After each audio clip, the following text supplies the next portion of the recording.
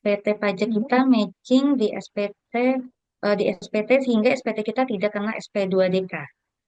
Untuk kemudian bisa Oke. Oh ya, tadi menyambung Pak Dika ya. Jadi formulir 1726 ini kan antara lain untuk pegawai tidak tetap, tenaga ahli, peserta kegiatan gitu ya. Nah ini jadi kalau saya lihat sih biasanya dari karyawan juga ya berarti kan. Nah ini sama sifatnya dari dengan 17218 ya yang merupakan bukti potong bulanan seperti itu ya. Kemudian tadi yang kedua bagaimana Mbak Hilda? Pak tolak ukur bahwa Tolak SPT ukur. pajak matching dengan di SPT sehingga di SPT kita tidak kena SP2DK.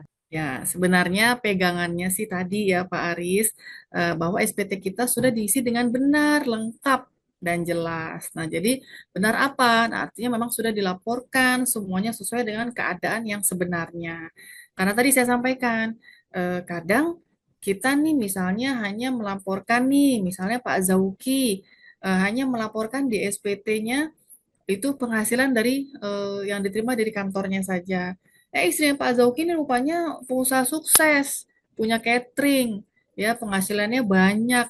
Sehingga Pak Zauki dari penghasilan rumah tangga Pak Zauki itu bisa beli mobil seharga tadi saya sampaikan misalnya mobil listrik harganya 700 juta gitu kan. Loh ini kok nggak matching? Karena apa? Nggak matching dong antara penghasilan Pak Zauki yang sudah dikurangi dengan biaya hidup gitu ya itu harusnya nggak bisa nih untuk beli mobil. Oh, ternyata ada penghasilan istri yang belum dilaporkan. Nah, ini kan artinya belum menggambarkan keadaan yang sebenarnya. Itu contoh sederhananya.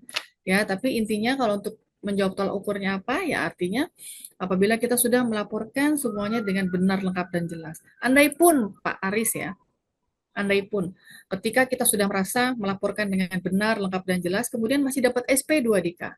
Perlu diingat bahwa SP2DK ini adalah merupakan surat klarifikasi, yang artinya tidak melulu bahwa hasil SP2DK itu DJP benar, ya tidak melulu bahwa SP2DK itu akan dieksekusi menjadi pembayaran pajak tambahan bagi wajib pajak. Karena sifatnya sejatinya SP2DK adalah alat klarifikasi. Kalau kemudian apa yang disampaikan melalui SP2DK itu tidak sesuai dengan keadaan yang sebenarnya dan Bapak Ibu dapat membuktikan, nah maka harusnya SP2DK-nya gugur.